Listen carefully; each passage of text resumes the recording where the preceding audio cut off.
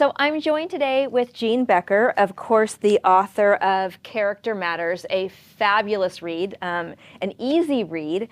Thank you so much for joining us, Jean. I have a bunch of questions for you, so if you don't mind, we'll just jump right into it. Here at the Reagan Foundation, we're fortunate to have a lot of people come to the Reagan Library who worked with Ronald or Nancy Reagan sometime during their lives, and we put them on camera. And the first question we always ask that person is, tell us a behind the scenes moment story that really gets at the character of Ronald Reagan. And in reading your book, that's exactly what you've really done. Those are all stories of people who worked for President H.W. Bush and really told their stories, their behind the scenes moment that got at his character.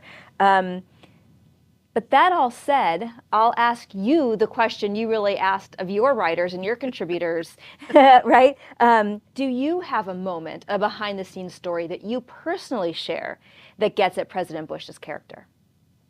Well, Melissa, I should have been ready for that question. That is such a great question. And, working for him was so much fun and such an honor. And I'm going to give you sort of a general answer in that I think his friendship, and this is a serious answer, his friendship with President Bill Clinton, I think taught me more about character and how life is meant to be lived than just about anything else the two of us did together. I mean, the 1992 campaign was not easy. And based on today's standards, it probably wasn't that ugly, but then it was considered. I mean, at one time, President Bush said out loud that his dog Millie knew more about foreign policy than Bill Clinton did. And of course, Bill Clinton kept saying during the campaign, it's the economy, stupid. Well, they became best friends. And in the course of their friendship, they literally raised hundreds of millions of dollars for disaster relief causes in this country. They would be here in Houston. We're just past Hurricane Beryl. The two of them, by this time, we would have the Bush-Clinton Beryl Fund.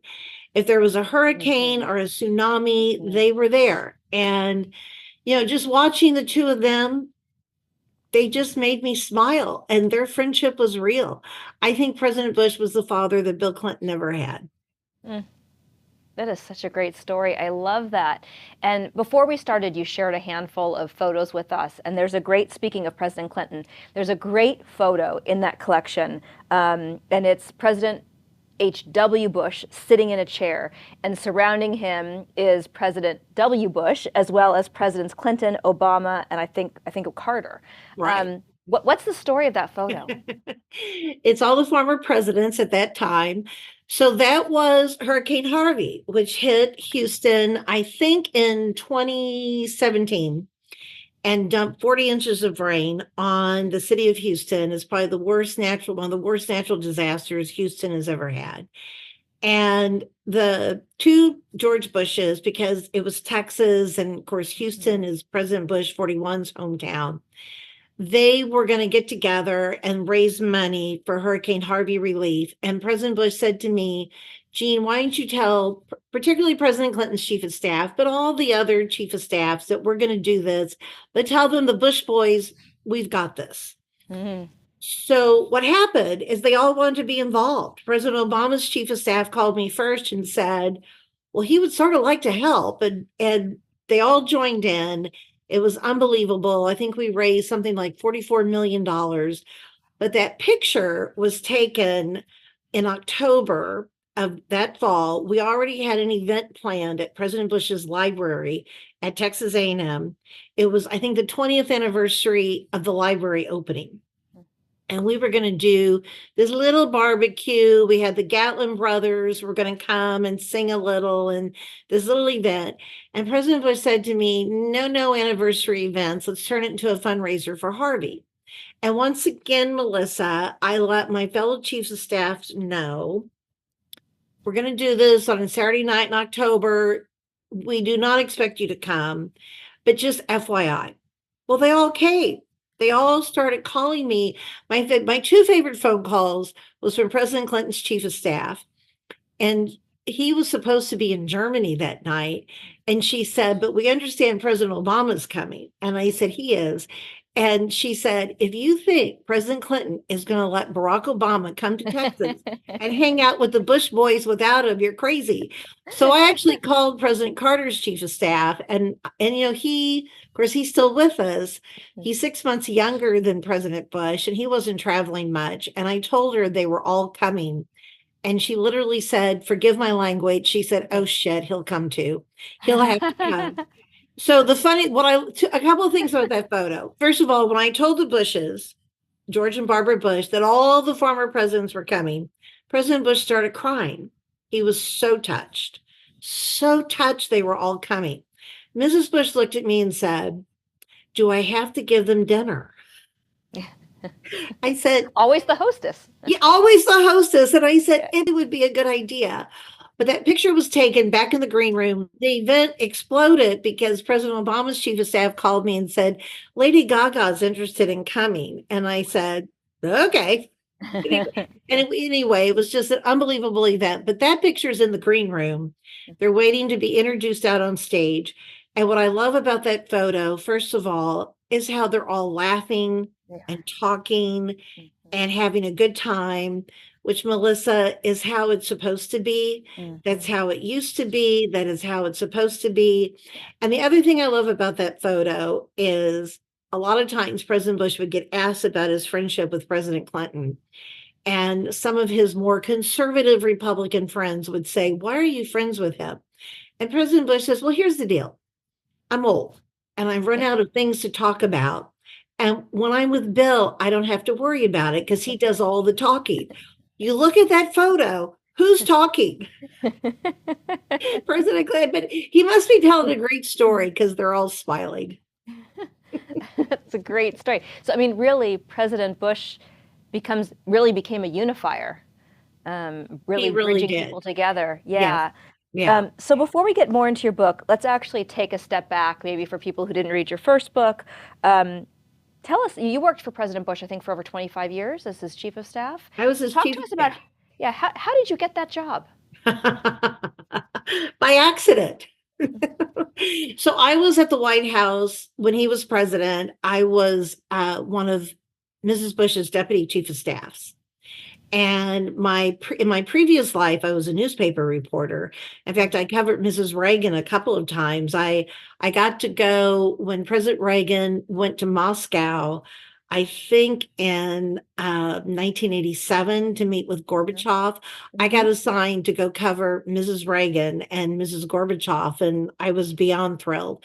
But anyway, it's sort of a long story how I ended up at the White House, but I was one of Barbara Bush's deputy press secretaries. And when he lost the election in 92, I came to Houston with them to help her with her memoirs.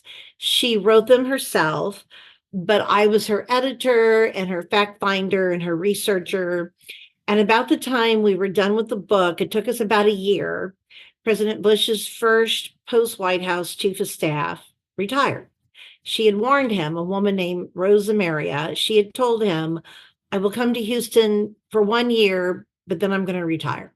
So President Bush called me into his office. I'd gotten to know him a little bit over that year. And he said, Jean, I need to hire a chief of staff. I have no idea who to hire. I need some time to figure this out. Barbara thinks you would be a good seat warmer while I figure this out. Would you be willing? I was getting ready to leave. I had a newspaper job waiting for me in Chicago. He said, would you be willing to stay a couple extra months while I figure this out? And I said, well, Mr. President, I don't know how to be a chief of staff. I've never been anyone's boss. I don't know how to do a budget. I mean, I was a writer, Melissa. I didn't know how to be a chief of staff. And he said, don't worry about it. We'll make it up as we go. We never talked about it again. Wow. We just got busy. I think about 6 months later, he was definitely coming out of his sadness about losing the election. He was ready to hit the ground running.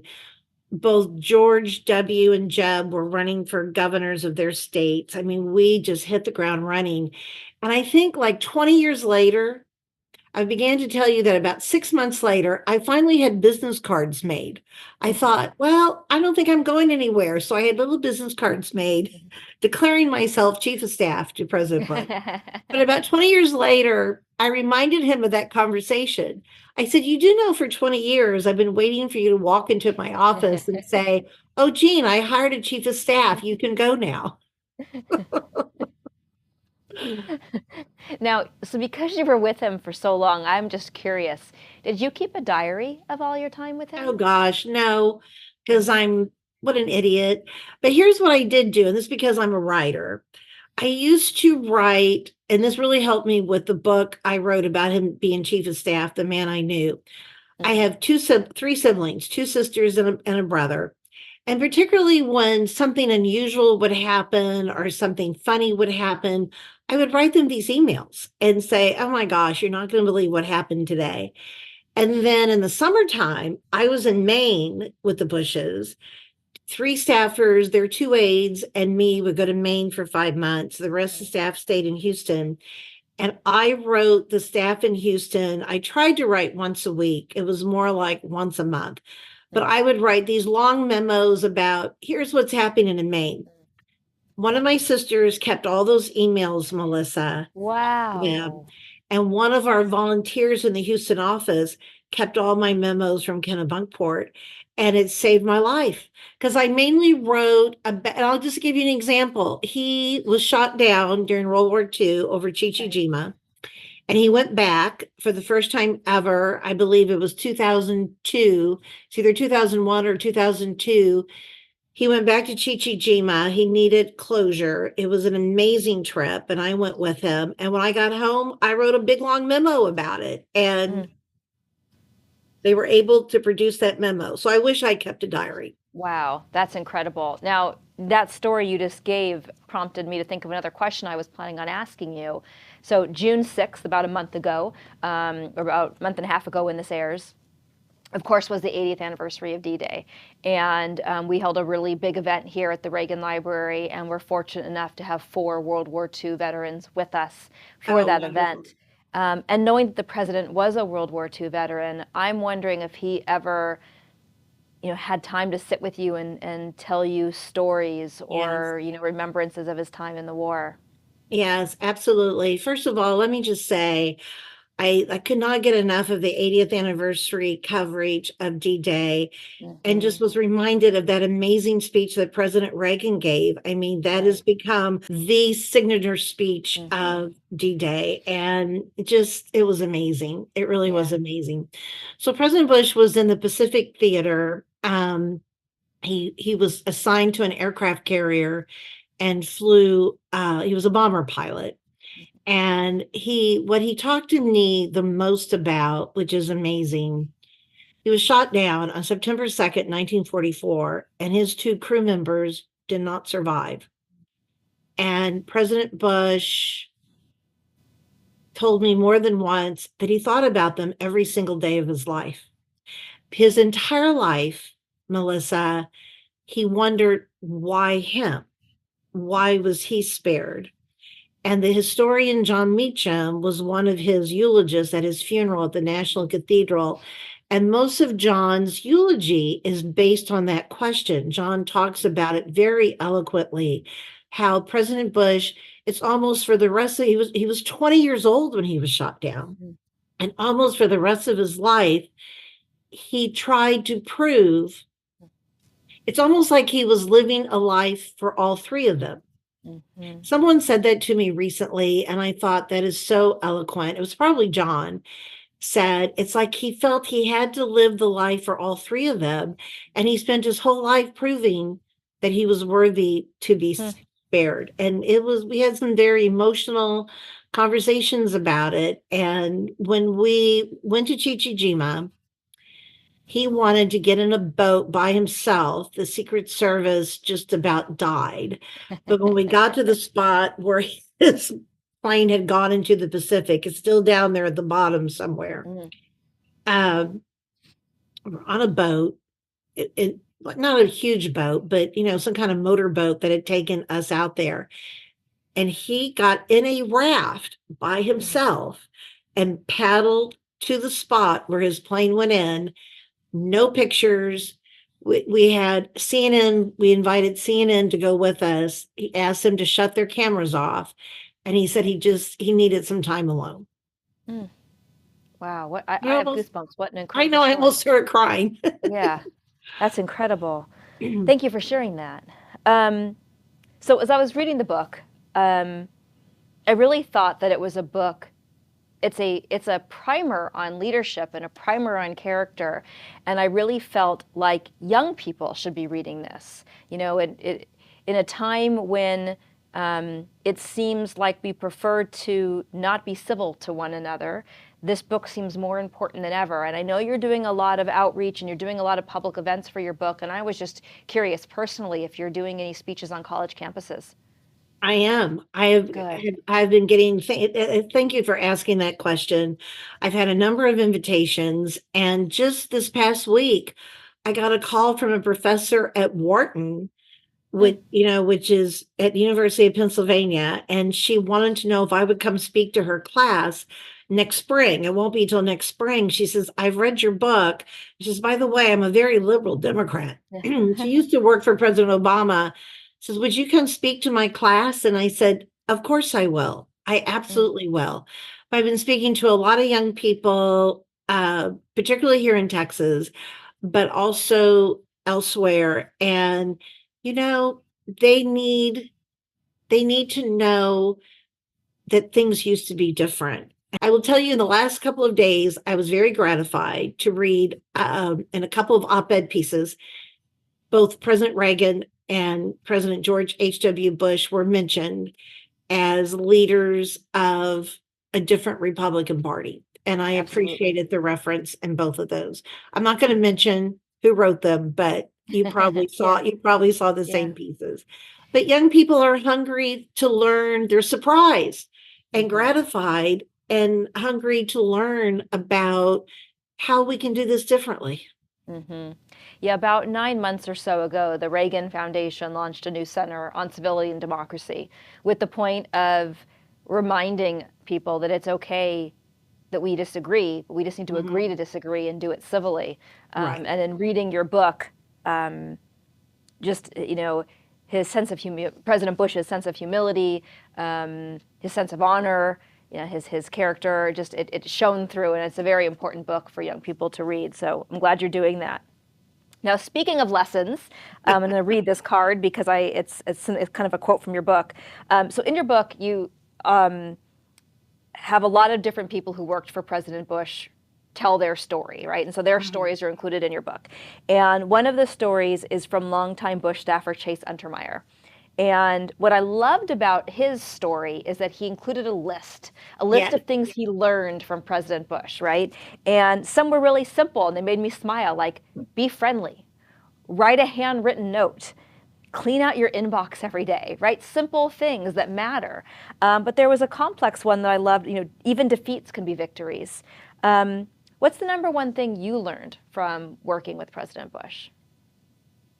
But first of all, Chase is going to be thrilled that I'm going to tell him that you brought up his piece. It is a great piece, It, and he knew it's a President Bush. great piece. It's a Yeah. great piece. I think I ended the chapter that's all the White House, that's all the staff who worked for him. I'm pretty sure I ended that chapter with Chase's piece because it's such a great sort of tie up of what almost everyone else said. What I learned a lot from him, but one of the things I learned from him, and part of this was losing the 1992 election. Part of it was his diagnosis with Parkinson's disease and the fact that this very athletic man ended his life in a wheelchair. Mhm. President Bush never gave up, and never he would go through periods where he was maybe a little sad and almost like how you have to reboot your computer. He Mhm. would like do a reboot, but then he would come out of it and full of energy and ideas. He never got down on his situation in life, and I just love that. I remember he loved to throw the first pitch out at the Houston Astros baseball game. And long after he was in a wheelchair and he had Parkinson's, they wanted him to throw out the first pitch. And a couple of people felt he should not do it because he just wasn't capable of doing it. And he said, no, I'm going to do it. I know how to do this. And what he did is he goes out to the mound and someone pushes him out in his wheelchair. And he looked at the catcher and he went, the catcher came a little closer, and then he would go like this, and the catcher came a little closer. And then finally, President Bush just handed him the ball. And the crowd went wild. crazy. The crowd went crazy. And I think I actually been thinking of him this week because Hurricane Beryl just barreled through Houston. And it's interesting talking to people. They're the people who are woe is me, and it's all about them. And oh my God, I have so many problems. And then there are the people, and some people really do have big problems. Some of the people have been complaining, you just want to say, buck up. President Bush he always found the glass half full. And I think maybe that's one of the biggest things I learned from him. I love that. Well, and speaking about a man who's in a wheelchair and throws out a first pitch at a baseball game, this is also a man who jumped out of an airplane at, 80, 85? And there's a great story in your book about that too. Oh my gosh. His last jump was when he was 90. And he died and I tried to talk him out of that one because he was in a wheelchair. And I actually called his oldest son, the former president of the United States. And I said, Mr. President, you need to know that your father is going to jump on his 90th birthday. And Melissa, he said to me, Jean, what's your biggest fear? And I said, well, that he's going to die. Yeah. And he said, you know what? Don't take this away from Dad. This is the kind of things that keep him young, that he lives for. And if he dies, that's how he would want to go out. He would be okay with that. And you know what? He was right. He absolutely was right. I did tell him, he died at age 94. I did tell him I would not help arrange his jump on his 95th birthday. I said, you know what, sir, this is it. I will not help you on your 95th. He says, I am going to jump on my 95th. And he said, Jean, I can arrange it without you. I used to be head of the CIA. I know people. And I'm thinking, okay, what does being head of the CIA have to do with you jumping? But again, he was an optimist, and he always knew how to get his way. We're going to go back to the photos you shared with us. There's a great photo you shared that we will show to our audience after you tell the story. That's the setup I'm going to give. Why don't you share the story? Well, it's one of my favorite stories. It's actually not in Character Matters. It's in my first book, The Man I Knew. But it is a great example of what I learned from working with him. So here's the story. In 2005, everybody remembers Hurricane Katrina. Made huge news, came ashore near New Orleans, chewed up New Orleans, chewed up a lot of Mississippi and Louisiana. What a lot of people don't know, Melissa, unless you live in Texas and Louisiana, is about a week after Hurricane Katrina, another hurricane came ashore, Hurricane Rita. And Rita came ashore to the west of New Orleans and pretty well chewed up what was left of Louisiana and a little bit of Texas. And nobody affected by Rita could get any attention. Katrina was overwhelming, and it was overwhelming the state and FEMA and the nonprofits. And the Hurricane Rita people, everybody was doing the best they could. But a man named Richard Schluschlag cold called our office. He was from a little town called Cameron, Louisiana. And he owned an ambulance business. And he said, we need help. Their hospital had been leveled. And he said, we will raise the money to rebuild our hospital and we will get some federal help. But he said, we have no health care in this little town. It was right on the Gulf. And he wanted to know, this is way before all those walk-in clinics that are everywhere in all our cities now, all the 24-hour emergency rooms. He said, would President Bush consider helping us raise money quickly so we could rebuild the emergency room? We need an ER in this town because people aren't going to come back and rebuild unless they have health care. So I talked to President Bush and he said, of course, we're going to do this. So we raised $3 million. And about a week before Christmas, we're going to go to Cameron. with a check for $3 million, and we're going to break ground for the new emergency room. And I should add here to everyone listening to us that Cameron, Louisiana had a special place in President Bush's heart because when he was in the oil business, offshore oil business, Cameron is the town he would go to helicopter out to his oil rigs. His oil rigs were right off the coast of Cameron. So we were going to go to town with this $3 million. And, the governor was coming and the high school marching band was going to march. And it was going to be a lovely little event. And he's looking at the schedule and he looked at me and he said, Jean, this is really boring. This is a boring event. And Melissa, it is possible with attitude. I said, boring.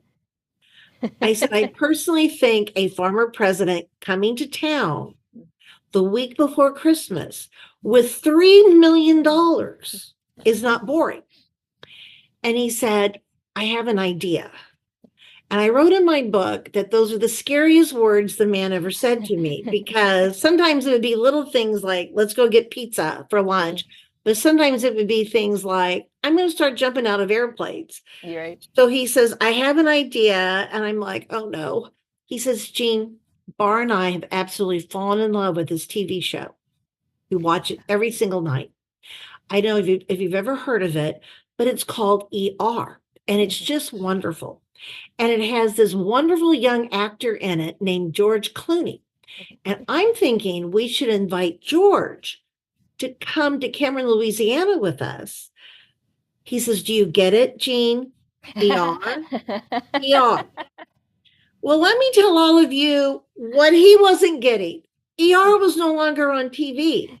They're watching it in reruns on TBS. And I said, sir, George Clooney is now a big movie star. I says, have you ever heard of these ocean movies? He's People Magazine's sexiest man of the year. I said, we don't know George Clooney. I don't know how to find George Clooney. And I think his politics are a little bit to the left of yours. Right. George Clooney is not coming to Cameron, Louisiana with you the week before Christmas. So put the photo up. And yes, everyone's looking right now at this photo that I call the two Georges. There would be George Bush and George Clooney. That's Cameron, Louisiana. George Clooney came. He came. And here's what happened. President Bush could Google with the best of them. He Googled George Clooney. He found reference to the ocean movies, which lo and behold were produced by a good friend of his, a Hollywood producer named Jerry Weintraub, who had a house in Kennebunkport. I mean, let's face it. Now, the Reagans were different because they had a history in Hollywood. But except for the Reagans, Republicans really don't know good celebrities. They just don't. But President Bush found Jerry Weintraub. He called Jerry, and George Clooney came. It was amazing. And I don't know. I think the town of Cameron has like 5,000 people in it. I think 20,000 people showed up. Word got out that he was coming. But on the plane coming home, I asked him, oh, did I go with them? Yes, of course I did. I mean, come on. But on the plane coming home, everybody fell asleep but George and me. It was my moment. And I said, why did you come? Why did you do this? And here was his answer.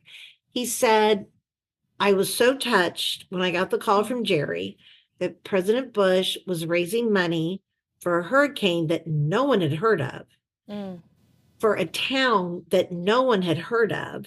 And he said, Brad Pitt has been asking me to come to New Orleans for months. But he said, New Orleans doesn't need me.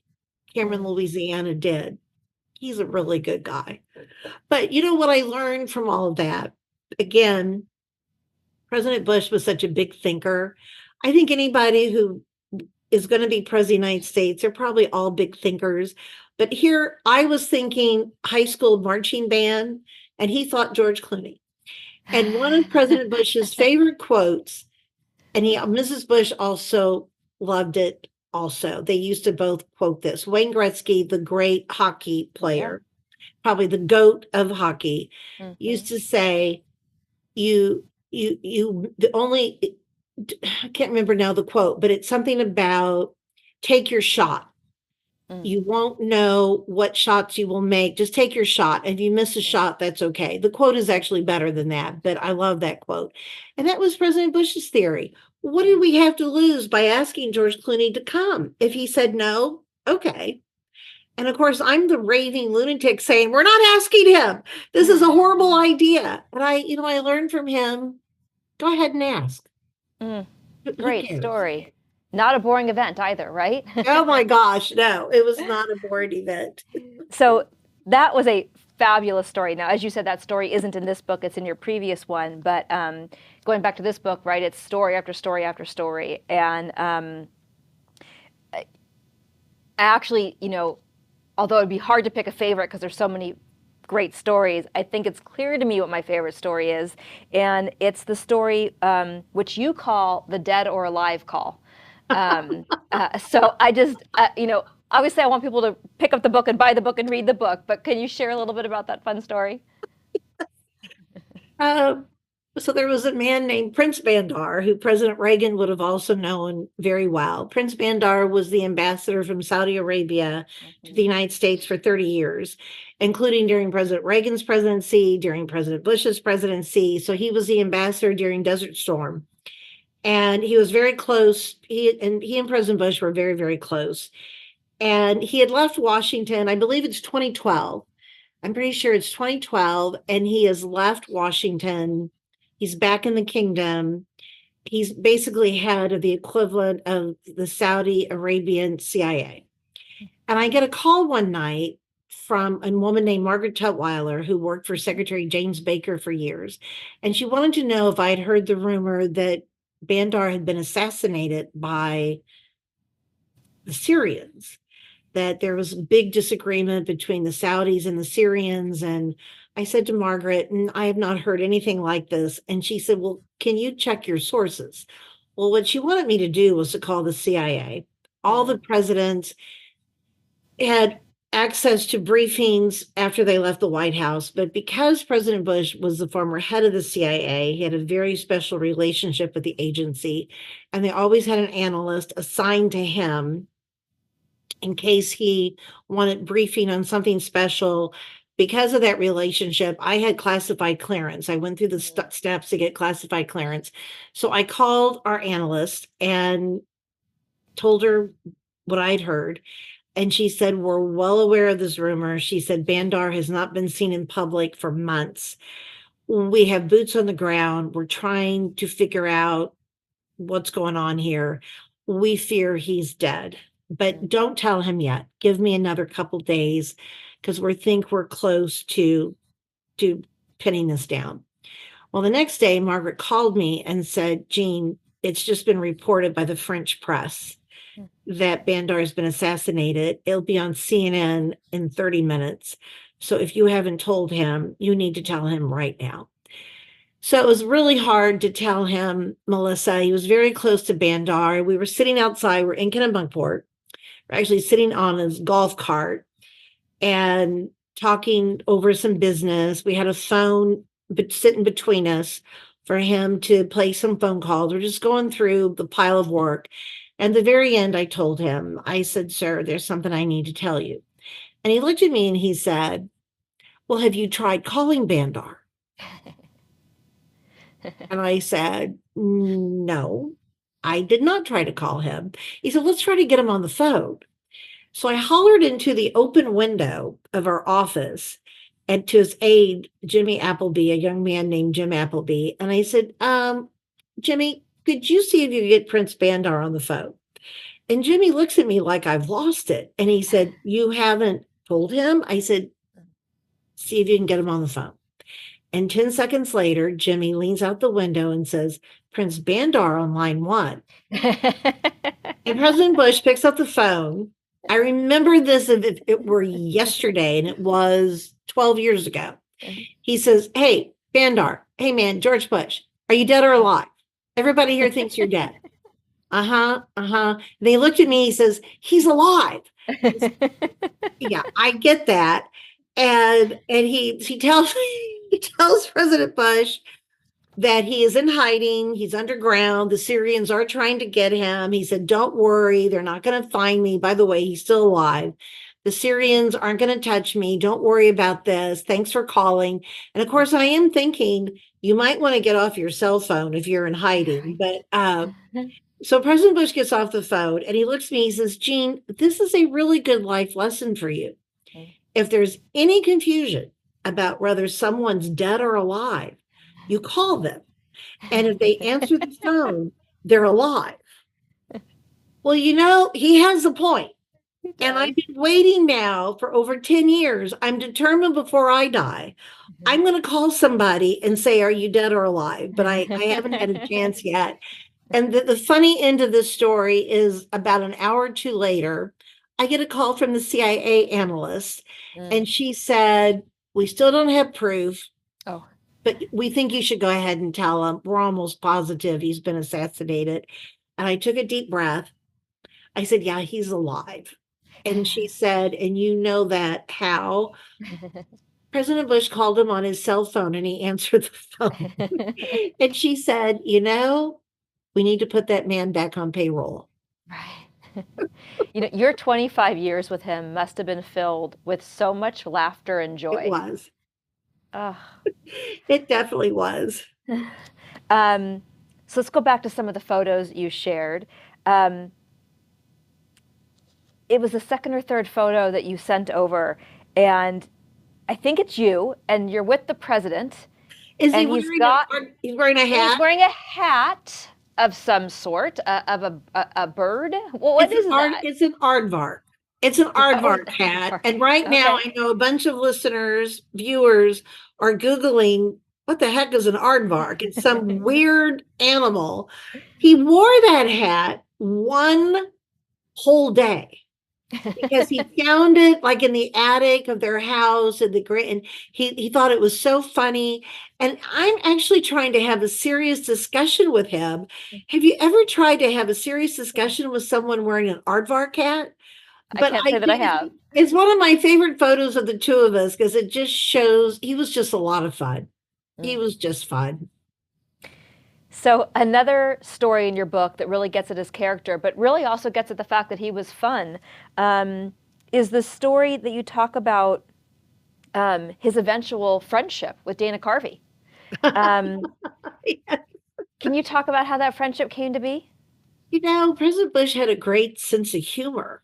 Amazingly, he and Dana Carvey became great friends.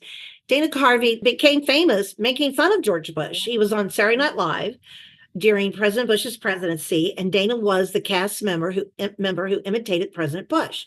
And he made fun of how he spoke and how he used his arms and not going to do it and wouldn't be prudent. President Bush thought he was hysterical. He thought he was very funny. So after he lost the election, it was pretty dismal around the White House. Everybody was just sad and depressed. And not only had our president lost the election, we were all unemployed. We were all facing unemployment. So President Bush decided he needed to do something to help the morale at the White House. And Dana Carvey is so funny. That's not the story and character matters, but I've heard Dana talk about, he gets a call from the White House operator saying, could you hold for the President of the United States? And Dana thought it was a joke. He thought one of his fellow Saturday Night Live castmates were playing a joke on him. Well, sure enough, it was George Bush asking him if he would come to the White House and surprise the staff with a little stand-up event. And Dana was shocked, but he came. And I was in the East Room of the White House. We had no idea what was going to happen. And there's all these rumors that he was going to resign, all these horrible rumors were all packed in there. And they play Hail to the Chief. And we all stand a little straighter. And out walks Dana Carvey. You can't make this up. And he goes up on the stage and goes into his George Bush. And then the president comes out and says, that's nothing like me, Dana. And the two of them do this thing back and forth. Well, that was the beginning of a great friendship. And they stayed in touch. Dana came and did a couple of fundraisers for us. President Bush actually read in the paper that Dana Carvey was doing a fundraiser here in town for a place called Boys Town. And President Bush had me call him and say, President Bush would like to do a cameo with you. Wow. And he showed up, and oh my gosh, I don't know how much money they raised that night, but they should have raised millions. But the story that Dana tells in the book, which is so funny, it's election day 2004. George W.'s up for re-election. It's a very close race with John Kerry. It was not guaranteed he was going to win. The polls were not great. Some of the early exit polls were not great. And Dana is sitting at home, and he gets a call from President Bush, just saying, just checking in, Dana, how are you? And Dana says, I'm fine. He says, isn't this, I can't remember exactly what he said, but he said, isn't there a lot going on today? I mean, isn't your son up for re-election today? Oh, yes, we're here at the White House, but I was just thinking about you. So it's very funny. Very, very funny. Yeah, it's a great story. And so, again, this is actually, my next question is actually a great follow-up to that, because, again, the president always thinking of other people. So I found it interesting. In your book, you mention that you were with President Bush right before his presidential library was going to open. And he commented that his name and his photos were everywhere when he had toured through it, and that he literally said, this is too much about me. So I'm curious if he ever got used to his presidential library. You know, he loved going there. We did a lot of events there, and he loved visiting it. And I do think he got over it. But that was such an odd day because it was his last chance to go through the library. It was about 6 months probably before it opened. And it was his last chance to say, that's not quite right, or, to make comments and ask for changes.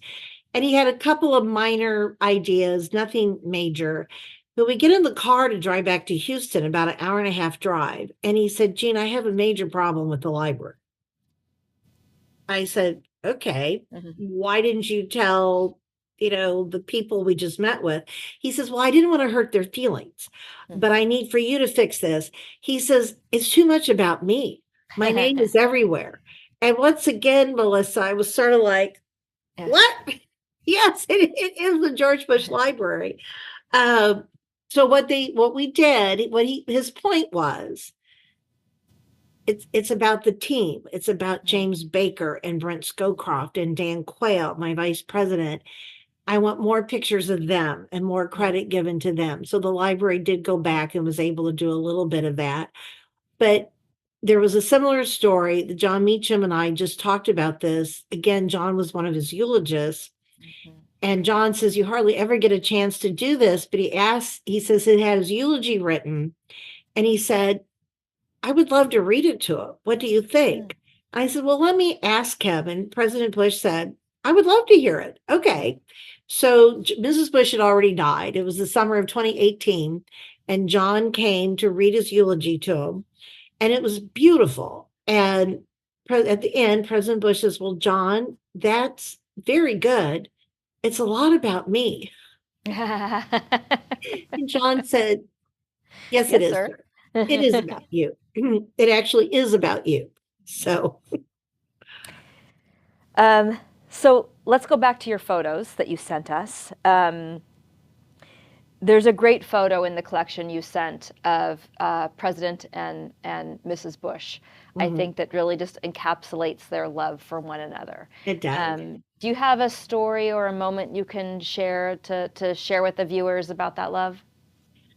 Just share a couple of things, and then actually a very funny story that's in Character Matters. They were just so madly in love. And right before she died, it was probably 3 or 4 days before she died, he was in the hospital here in Houston, and we got word that she was coming by ambulance and was not doing well at all.